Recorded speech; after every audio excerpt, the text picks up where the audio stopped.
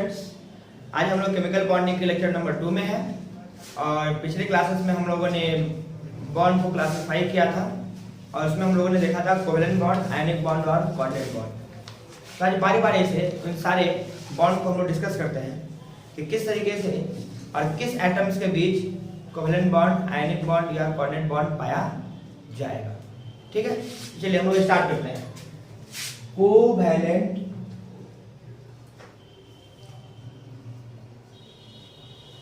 Bond, ठीक है बच्चों, कोवैलेंट बॉन्ड।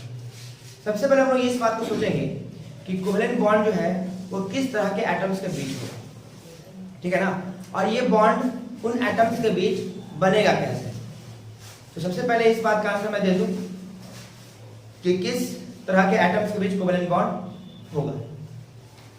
तो कोवैलेंट बॉन्ड जो होता है बच्चों वो नॉन मेटल्स और नॉन मेटल्स के बीच बनता है, यानी कि 2 और मोर नॉन मेटल्स के बीच जो है कोवैलेंट बॉन्ड का फॉर्मेशन होता है।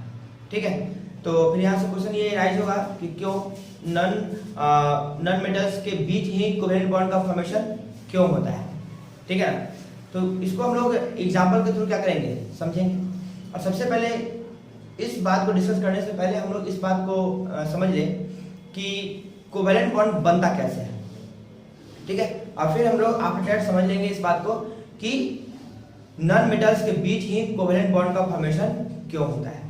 तो चलिए सबसे पहले हम जानते हैं क्या कि नॉन मेटल्स में जो प्रॉपर्टी होता है बच्चों वो क्या होता है कि नॉन मेटल्स इलेक्ट्रॉन को अपनी ओर खींचते हैं।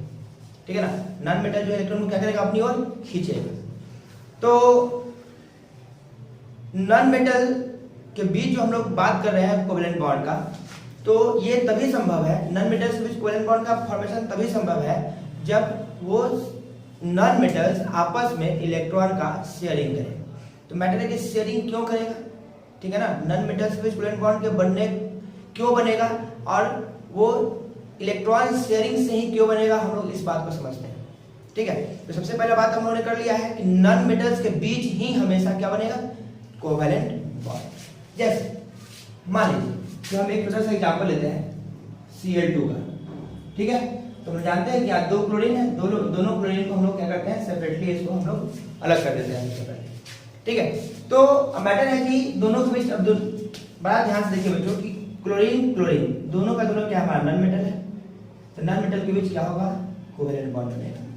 तो अगर आपको इस कोवैलेंट बॉन्ड को दिखाना है कि किस तरीके से इस दोनों एटम के बीच कोवैलेंट बॉन्ड को मतलब कोवैलेंट बॉन्ड किस तरीके से बनेगा, उससे पहले ये बहुत जरूरी है कि आपको इस एटम का वैलेंस इलेक्ट्रॉन और वैलेंसी आना चाहिए।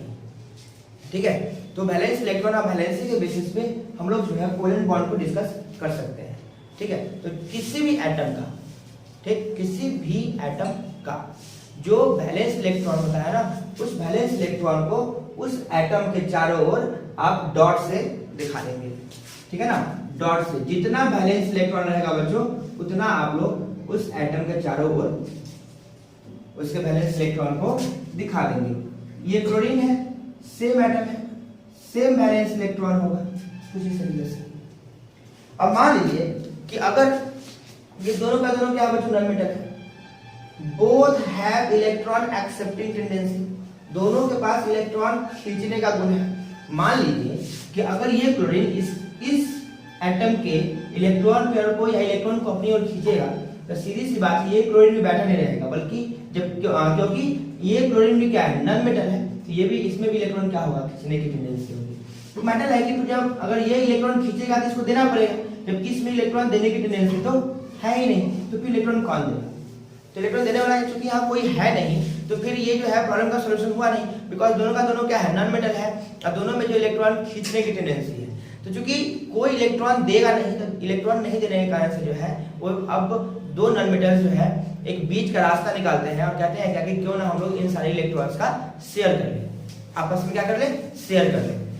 ठीक है ना, और शेयर क्यों करेगा हम लोग जानते हैं, क्योंकि each atom want to achieve 8 electrons in their outer most shell. मतलब क्या है कि हर एक एटम जो है वो चाहता है कि उसके आउटर मोस्ट सेल में 8 इलेक्ट्रॉन कंप्लीट हो जाए और वो नोबेल गैस जैसा स्ट्रक्चर को अचीव कर ले।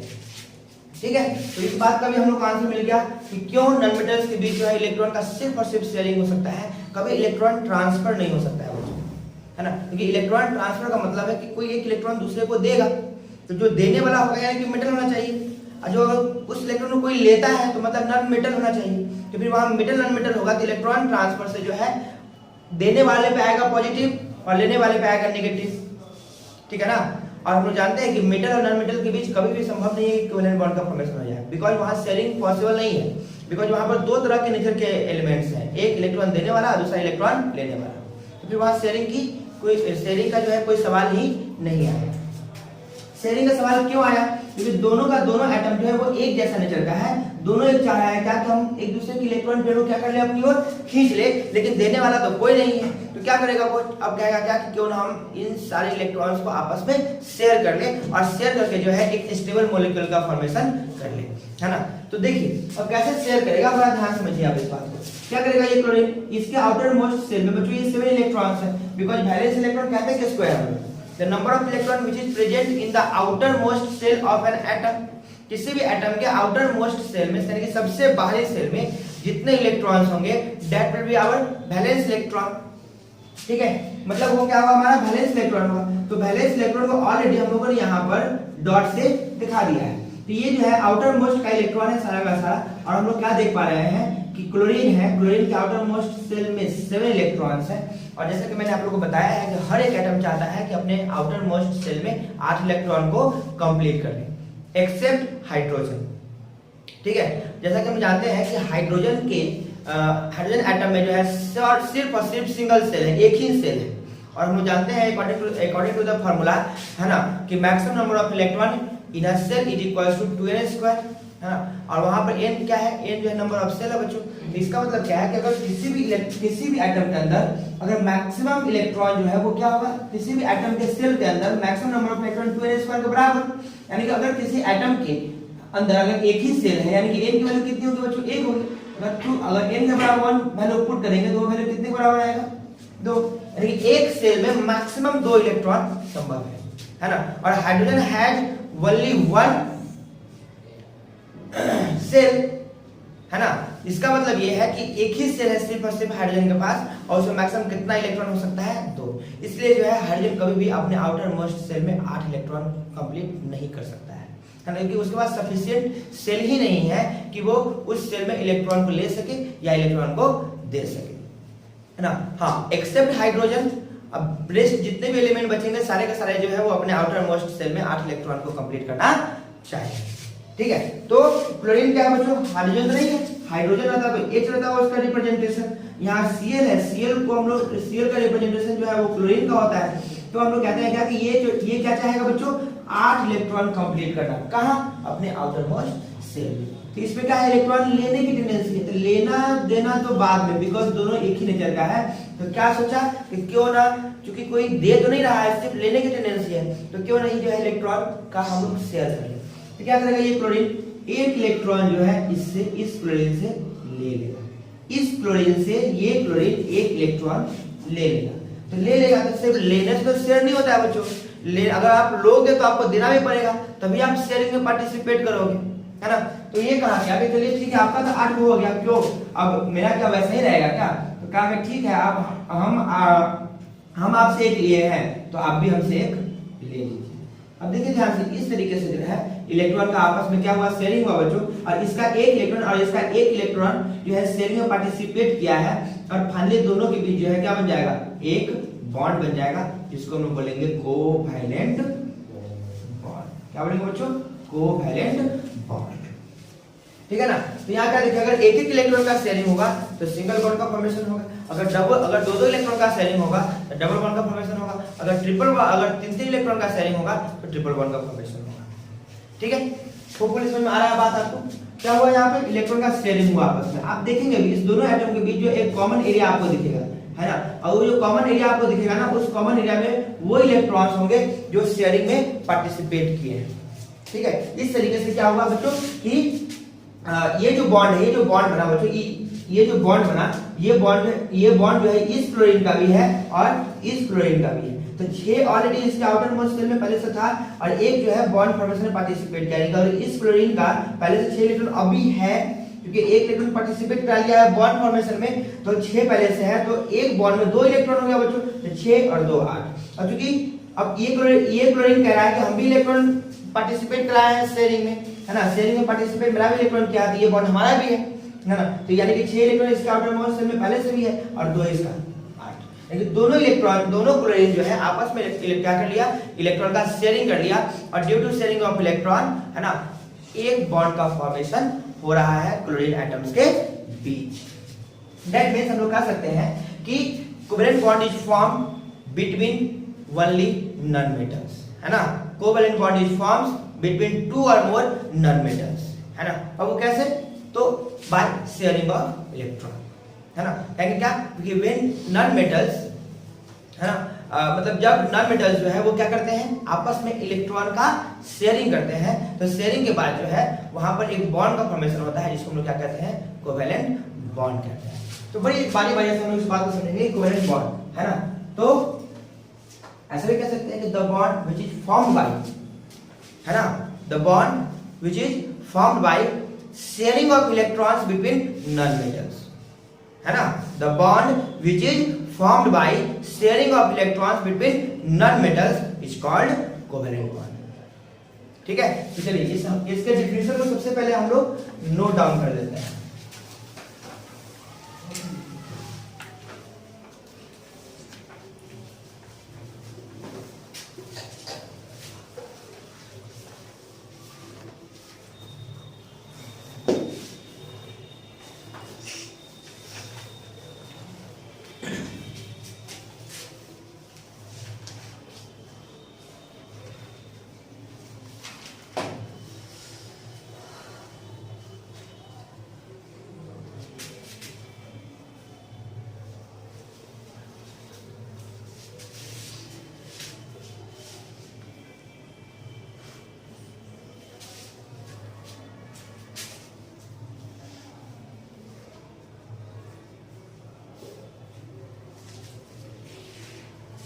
ठीक है बच्चों, इस तरीके से हम लोगों ने क्या कर लिया, कोवेलेंट बॉन्ड को डिफाइन कर लिया है। ठीक है, अब हम लोग कुछ एग्जांपल्स को देखते हैं।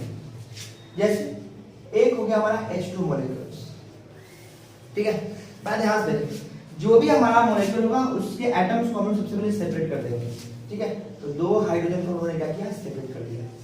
ठीक, हम लोग जानते हैं कि हाइड्रोजन जो है एक ऐसा एलिमेंट है जिसके पास सिर्फ और सिर्फ सिंगल सेल है, उससे मैक्सिमम 2 ही इलेक्ट्रॉन हो सकता है, तो हमेशा हाइड्रोजन चाहेगा कि वो अपने आउटर मोस्ट सेल में 2 इलेक्ट्रॉन को कंप्लीट करना। ठीक है, हम लोग जानते हैं कि हाइड्रोजन का वैलेंस इलेक्ट्रॉन कितना होता है बच्चों, 1। इस हाइड्रोजन का भी क्या होगा, 1, है ना, तो दोनों हाइड्रोजन के पास 1-1 इलेक्ट्रॉन है पहले से वैलेंस सेल में, है ना, और ये क्या चाहेगा, 2-2 इलेक्ट्रॉन को कंप्लीट करना। कैसे बच्चों, बाय शेयरिंग ऑफ इलेक्ट्रॉन। बड़े ध्यान से देखिएगा। अब इस फिगर को कैसे ड्रॉ करेंगे, थोड़ा सा आप लोगों को बाद में कंफ्यूजन हो सकता है, तो अपना ध्यान से समझिए और मैं जो बात बोल रहा हूँ उसको आप लोग फॉलो करेंगे तो कभी जिंदगी में आप लोगों को ये फिगर ड्रॉ करने में या शेयरिंग दिखाने में आपको दिक्कत नहीं होगी। बड़ा ध्यान से देखिए बच्चों, ये हाइड्रोजन चाह रहा है कि 2 इलेक्ट्रॉन को कंप्लीट कर ले, तो जो हाइड्रोजन चाहेगा 2 इलेक्ट्रॉन को कंप्लीट करना उसको पूरा घेरेंगे। ठीक है, और जिससे इलेक्ट्रॉन लेगा ना उसके सिर्फ इलेक्ट्रॉन से घेरेंगे। ठीक है, इसका 2 इलेक्ट्रॉन हो गया। अब ये चाहेगा हाइड्रोजन लेना, तो जो लेना चाहेगा उसको पूरा घेरेंगे और जिससे लेगा इलेक्ट्रॉन उसके सिर्फ और सिर्फ इलेक्ट्रॉन से देंगे। देखिए इस दोनों एटम के बीच एक कॉमन एरिया आया जहां पर हम लोग को दिखेगा क्या कि इलेक्ट्रॉन जो शेयरिंग में पार्टिसिपेट किया है। तो कितना इलेक्ट्रॉन बच्चों शेयरिंग में पार्टिसिपेट किया, तो एक इस हाइड्रोजन का, एक इस हाइड्रोजन का। अगर एक इलेक्ट्रॉन का शेयरिंग हुआ है दैट मींस दोनों के बीच क्या बनेगा, एक बॉन्ड, जिसको हम क्या बोलते हैं बच्चों, कोवेलेंट बॉन्ड। क्या बोलते हैं, कोवेलेंट बॉन्ड। ठीक है, और ध्यान रखें आप इस चीज का प्रिडिक्शन पहले ही कर सकते हैं कि किसी एटम के बीच कितना बॉन्ड बनेगा। तो ये डिपेंड करता है बच्चों उसकी वैलेंसी पे। किसी एटम की जितनी वैलेंसी होगी वो मैक्सिमम उतना ही बॉन्ड का फॉर्मेशन कर सकता है। जैसे क्लोरीन जानते हैं वैलेंसी सेल में 7 इलेक्ट्रॉन्स है, यानी कि वैलेंसी बच्चों 1 होगी और वैलेंसी 1 होगी तो क्लोरीन मैक्सिमम सिंगल बॉन्ड का फॉर्मेशन कर सकता है। हाइड्रोजन वैलेंसी 1 है, मैक्सिमम 1 बॉन्ड का फॉर्मेशन कर सकता है। कार्बन वैलेंसी 4 है, मैक्सिमम 4 बॉन्ड का फॉर्मेशन कर सकता है। नाइट्रोजन वैलेंसी 3 है, मैक्सिमम 3 बॉन्ड का फॉर्मेशन करेगा। ठीक है, तो इसकी जितनी वैलेंसी वो उतना ही बॉन्ड का फॉर्मेशन करेगा। ध्यान से देखो, मैं और एग्जांपल को दिखा रहा हूं। अब कहोगे कि सर लगातार आप जो है एक ही नंबर के सेम एटम वाला मॉलिक्यूल्स ले रहे हैं। चलिए एक डिफरेंट एटम का मॉलिक्यूल्स को हम लोग कंसीडर करते हैं। बात ध्यान से देखेंगे आप लोग। एक हमारा आ गया HCl मॉलिक्यूल, ठीक है। तो कुछ नहीं करना है, दोनों एटम को आप सबसे पहले अलग कर दीजिए। कर दिए, जितने भी इसके वैलेंसी सेल के इलेक्ट्रॉन्स होंगे उसको डॉट के द्वारा हम लोगों को उसके सराउंडिंग रिप्रेजेंट कर देना है। ठीक है, अब क्लोरीन के पास जो है 7 इलेक्ट्रॉन्स है वैलेंसी सेल में। चलिए लिख दिए हम लोग 7 इलेक्ट्रॉन्स को, डॉट के द्वारा उसको कर दिए रिप्रेजेंट। अब क्या करना है, दोनों के बीच दिखाना है शेयरिंग, बिकॉज़ हाइड्रोजन में नॉन मेटल है और क्लोरीन में क्या है, नॉन मेटल है ना। अब दोनों का दोनों चाहेगा इलेक्ट्रॉन खींचना अपनी हो, कोई तो खींच नहीं, दोनों चाहेगा खींचना तो कोई देने वाला तो है नहीं। तो क्या होगा बच्चों, इस दोनों के बीच इलेक्ट्रॉन का शेयरिंग हो। तो चलिए हाइड्रोजन चाहा क्या कि क्योंकि इसके पास एक ही सेल है तो ये चाहेगा 2 इलेक्ट्रॉन कंप्लीट करना, तो 1 इलेक्ट्रॉन इसके पास पहले से है, तो जो लेगा उसको पूरा घेर रहे हैं और जिससे लेगा उसके सिर्फ इलेक्ट्रॉन्स। ठीक है, क्लोरीन के पास ऑलरेडी पहले से आउटर मोस्ट सेल में 7 इलेक्ट्रॉन्स है, तो जो लेगा उसको पूरा करेंगे, तो इसको 1 इलेक्ट्रॉन्स की आवश्यकता है, जो लेगा उसको पूरा करेंगे और जिससे लेगा उसके सिर्फ और सिर्फ इलेक्ट्रॉन्स। आप देख पा रहे हैं कि इस हाइड्रोजन और इस क्लोरीन के बीच जो एक इलेक्ट्रॉन का शेयरिंग हुआ है तो क्या बनेगा बच्चों, सिंगल बॉन्ड का फॉर्मेशन होगा। और इस दोनों के बीच जो बॉन्ड का फॉर्मेशन हुआ उसको हम लोग क्या बोल रहे हैं, कोवैलेंट बॉन्ड। तो सबसे हम लोग और टफ एग्जांपल की ओर बढ़ते हैं, जैसे बच्चों H2O। ठीक है, एक एग्जांपल हमारा है H2O। क्योंकि देखिए हाइड्रोजन भी नॉन मेटल है और क्या है, ऑक्सीजन भी नॉन मेटल है। तो फिर से हम जानते हैं कि नॉन मेटल जहां दिख गया, सिर्फ और सिर्फ नॉन मेटल दिख गया मींस 100% कन्फर्मेशन के साथ हम लोग कह सकते हैं कि वहां कोवैलेंट बॉन्ड ही होगा। ठीक है, तो H2O, अब इसको हम लोग कैसे अरेंज करेंगे, तो कहते हैं क्या कि क्योंकि यहाँ पर जो है 2 एटम नहीं है, पॉली एटॉमिक मॉलिक्यूल है। पॉली मतलब 2 या 2 से अधिक एटम के मॉलिक्यूल को हम लोग क्या कहते हैं, पॉली एटॉमिक मॉलिक्यूल। ठीक है ना, पॉली एटॉमिक मॉलिक्यूल किसे कहते हैं, वैसा कंपाउंड जिसमें 2 से अधिक एटम। ठीक है, तो जो कम संख्या में होगा ना बच्चों उसको हम रख देंगे बीच में। तो ऑक्सीजन एक ही है और हाइड्रोजन 2 है, रख दिया हम लोग ऑक्सीजन को बीच में। उसके सराउंडिंग बाकी सारे एटम को हमको अरेंज कर देना है, किधर भी कोई फर्क नहीं पड़ता है फिलहाल अभी किधर भी। तो हाइड्रोजन के पास 1 इलेक्ट्रॉन, हाइड्रोजन के पास 1 इलेक्ट्रॉन है। और जैसा कि हम जानते हैं कि ऑक्सीजन के पास जो है वो 6 इलेक्ट्रॉन है आउटर मोस्ट सेल में। तो कभी भी पॉली एटॉमिक मॉलिक्यूल्स के केस में अगर हम लोगों को शेयरिंग रिप्रेजेंट करना हो तो वो बहुत बड़ी बात नहीं है, बस सेंट्रल एटम को छोड़ देना है फिलहाल। और सबसे पहले सराउंडिंग एटम का ऑक्टेट या डुप्लेट पूरा करना है। डुप्लेट मतलब 2 इलेक्ट्रॉन आउटर मोस्ट सेल में। ठीक है, डुप्लेट मतलब 2 इलेक्ट्रॉन, मतलब सिंपल है कि डुप्लेट कौन करेगा पूरा, जिसके आउटर मोस्ट सेल में 2 इलेक्ट्रॉन यानी कि सिर्फ और सिर्फ हाइड्रोजन, बाकी सारा एलिमेंट चाहेगा ऑक्टेट पूरा करना, मतलब आउटर मोस्ट सेल में 8 इलेक्ट्रॉन को कंप्लीट करना चाहिए। ठीक है, तो जो सराउंडिंग एटम है ना सबसे पहले उसका हम लोग डुप्लेट या ऑक्टेट पूरा करेंगे। वो डिपेंड करेगा कि एटम कौन सा है। तो देख रहे हैं हम लोग यहाँ पर कौन सा एटम है, हाइड्रोजन, दैट मींस करेगा डुप्लेट पूरा। तो 1 इलेक्ट्रॉन इसके आउटर मोस्ट सेल में है, 1 इलेक्ट्रॉन दे दिया। ठीक है बच्चों, अब एक और सराउंडिंग एटम बचा हुआ है, 1 इलेक्ट्रॉन इसके आउटर मोस्ट सेल में है, 1 इससे ले लिया। अभी देख रहा है बैठा हुआ कि कौन कौन हमसे ले रहा है ना। अब जो इससे लिया है ये अकेले एक साथ दोनों से इलेक्ट्रॉन ले लेगा। ठीक है, ये ऑक्सीजन एक इसको दिया, एक इसको दिया, तो एक इससे ले लेगा और एक इससे। ठीक है, तो क्या देख रहे हैं हम लोग, बड़ा ध्यान से देखो बच्चों। एक ऑक्सीजन और हाइड्रोजन इधर है और यहाँ एक ऑक्सीजन तो है ही सेंट्रल एटम में और एक हाइड्रोजन इधर है। अब दोनों ये इस ऑक्सीजन और दोनों हाइड्रोजन के बीच जो है अब एक कॉमन एरिया को बड़े आसानी से देख पा रहे हैं, जहां पे क्या दिखेगा बच्चों आपको कि कितने इलेक्ट्रॉन्स का शेयरिंग हुआ है, दिख रहा है आपको।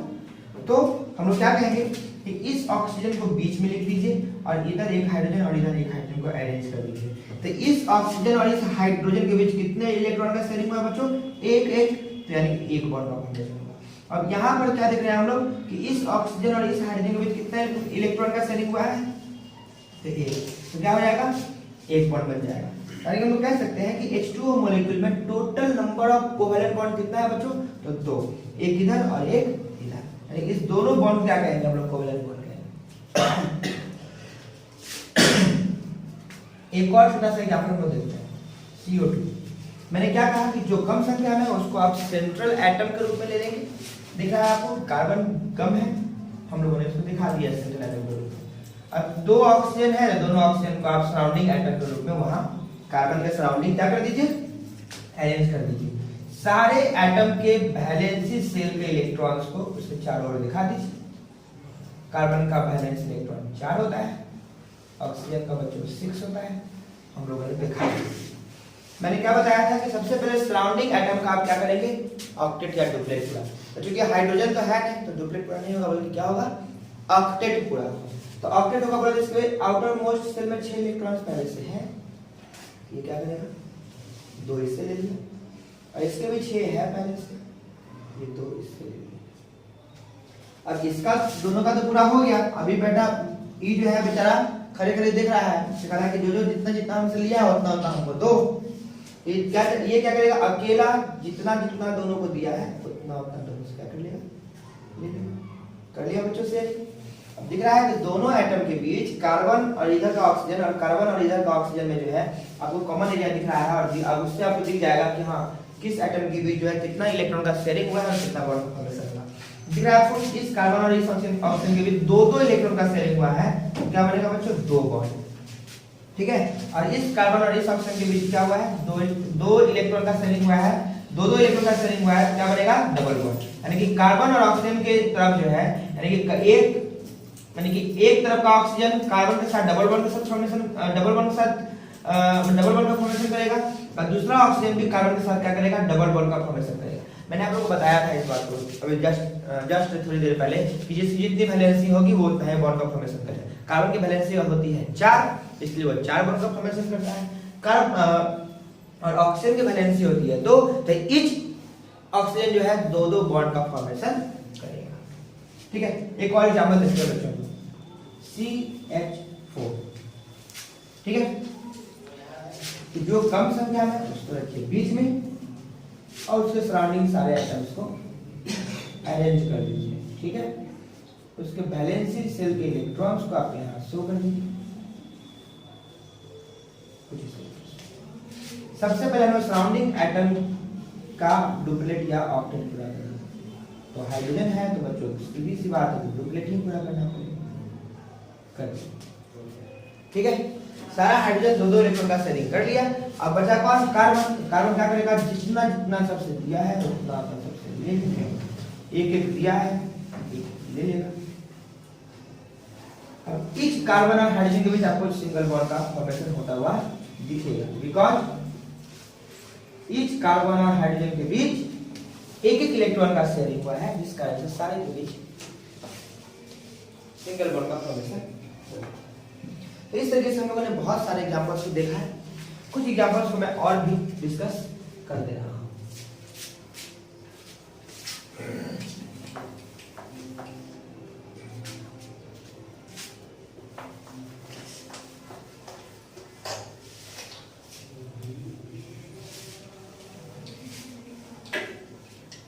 जैसे बच्चों मैं एक और एग्जांपल में मैं यहाँ देख रहा हूँ, जैसे C2H6। ठीक है ना, 2 कार्बन है ना, 2 कार्बन को आप इजीली अरेंज कर दीजिए, और जितना हाइड्रोजन है ना उसको 2 भागों में सबसे पहले बांट दिया, क्योंकि इवन नंबर है हाइड्रोजन, तो आप यहाँ पर इसको 2 भाग में डिवाइड कर सकते हैं। तो कितना होगा, 3-3। तो 3-3 हाइड्रोजन को दोनों कार्बन पे आप क्या करेंगे, अरेंज कर देंगे। कर दिया है, सबका बैलेंस इलेक्ट्रॉन को डॉट से लगा कर हम रिप्रेजेंट करते हैं। और कार्बन का होता है बैलेंस इलेक्ट्रॉन 4, कार्बन का बैलेंस इलेक्ट्रॉन 4। तो क्या कहा हमने कि सबसे पहले सराउंडिंग एटम का डुप्लेट या ऑक्टेट पूरा कर दीजिए। क्योंकि हाइड्रोजन है बच्चों तो डुप्लेट पूरा करेगा, कर लिया बेचारा। अब कार्बन बैठा बैठा देख रहा है तो कहेगा जितना जितना हमसे लिए हैं उतना हमको दीजिए। शेयरिंग का मतलब ही है। अब देखिए 40 के पास पहले से था और सबसे एक एक लिया, 3 हो गया, 4 3 7, और एक जो बच रहा है बगल में दिखा कार्बन उसको, और एक इलेक्ट्रॉन उसका बचा हुआ भी था, उसका एक इलेक्ट्रॉन ले लिया। अब ये कार्बन भी बैठा बैठा सब कुछ दिख रहा है, क्योंकि शेयरिंग का मतलब ये होता है कि जितना आपको दिया उतना ही आपको हमको देना पड़ेगा। ये क्या काम किया, जिससे इसे जितना इतना लिया उतना उतना सबसे दिया, उतना उतना सबसे ले भी लिया। ठीक है, तो इस तरीके से आप बाय शेयरिंग ऑफ इलेक्ट्रॉन आप देख पाएंगे कि कार्बन कार्बन के बीच सिंगल बॉन्ड का फॉर्मेशन हुआ, क्योंकि दोनों के बीच जो है एक एक बॉन्ड का एक एक इलेक्ट्रॉन का शेयरिंग हुआ है। इस कार्बन और इस हाइड्रोजन के बीच single bond single bond single bond single bond, सब जगह सिंगल बॉन्ड। मतलब बहुत सिंपल है बच्चों कि जहां भी हाइड्रोजन होगा वहां मैक्सिमम सिंगल बॉन्ड का फॉर्मेशन होगा। हाइड्रोजन सिर्फ और सिर्फ सिंगल बॉन्ड का फॉर्मेशन कर सकता है, बिकॉज उसके आउटर मोस्ट शेल में एक ही इलेक्ट्रॉन है, वैलेंसी एक ही है, मैक्सिमम एक ही बॉन्ड का फॉर्मेशन कर सकता है ना। तो हाइड्रोजन ऑलवेज सिंगल बॉन्ड का फॉर्मेशन करेगा, कभी भी हाइड्रोजन डबल या ट्रिपल बॉन्ड का फॉर्मेशन नहीं करेगा। ठीक है, तो इस तरीके से हम लोगों ने बहुत सारे एग्जांपल्स को देखा है और होपफुली आप लोगों को कोवेलेंट बॉन्ड समझ में भी आ गया होगा। ठीक है, जब हम लोग कोवेलेंट बॉन्ड का टाइप पढ़ लेते हैं, ठीक है ना, तो कोवेलेंट बॉन्ड ये दो तरह के होता है बच्चों, एक पोलर कोवेलेंट बॉन्ड और दूसरा होता है बच्चों नॉन पोलर कोवेलेंट बॉन्ड। फिलहाल पोलर कोवेलेंट बॉन्ड और नॉन पोलर कोवेलेंट बॉन्ड को बच्चों हम लोग अभी सिर्फ डिफिनेशन और एग्जांपल के बेसिस पे पढ़ करके और आगे निकल जाएंगे।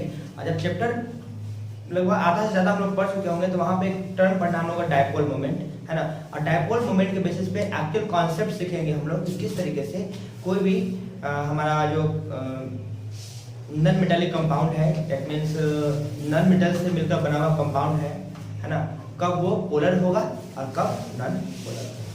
बस अभी डिफिनेशन के बेसिस हम लोग इसे समझ लेते हैं। क्या है हमारा पहला नंबर, पोलर कोवेलेंट बॉन्ड। तो कहते हैं क्या कि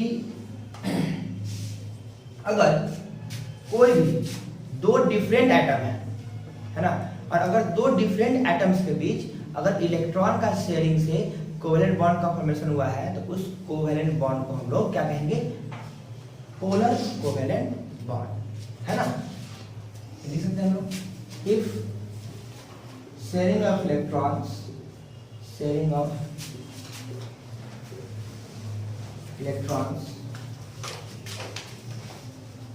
occurs between two different nonmetals,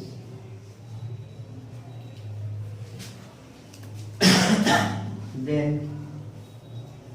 the bond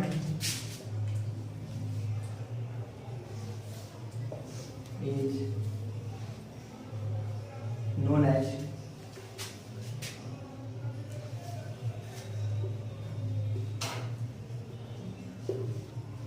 polar covalent bond. जैसे बच्चों HCl, देखिए ये दो अलग अलग एटम है तो ये पोलर, इसमें जो बॉन्ड होगा वो क्या होगा, polar covalent bond. NH3 two different nonmetals मिलकर बना हुआ उसको क्या कहेंगे हम लोग, पोलर कोवेलेंट बॉन्ड। ये एग्जांपल होगा।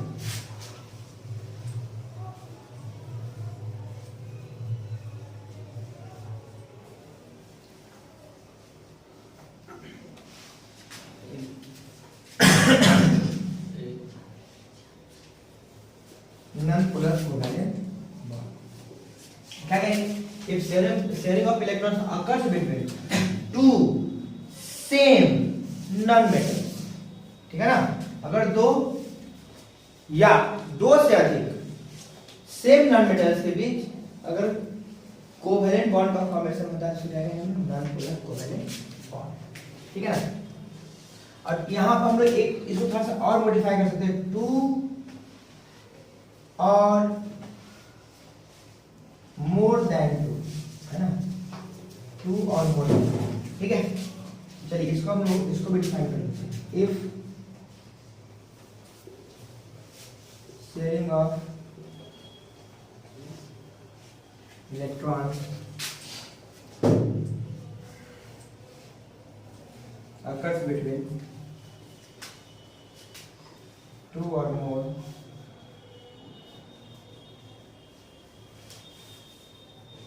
same non-metals, then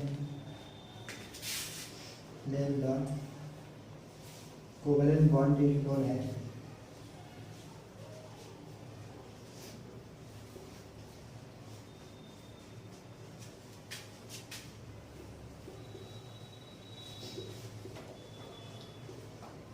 non-polar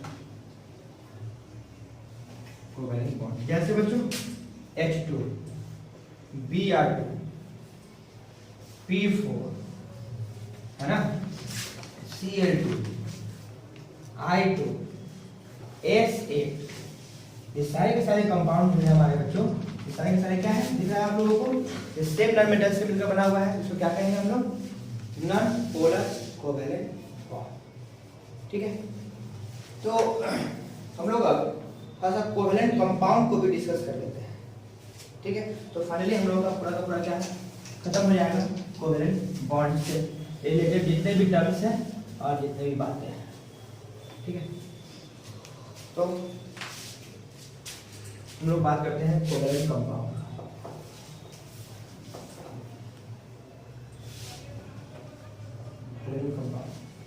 कुछ नहीं है, बहुत सिंपल है। The compound in which covalent bond is found, the compound in which covalent bond are present is called covalent compound.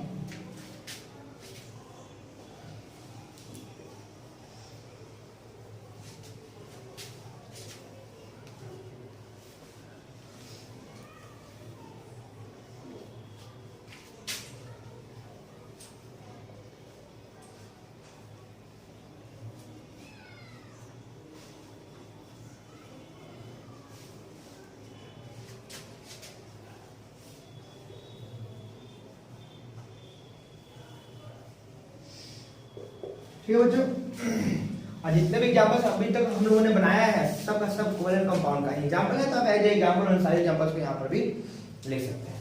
तो इस तरीके से कोवेलेंट बॉन्ड से रिलेटेड लगभग सारी बातें हम लोगों ने कर लिया है। तो आज के लेक्चर यहीं समाप्त होता है। Thank you.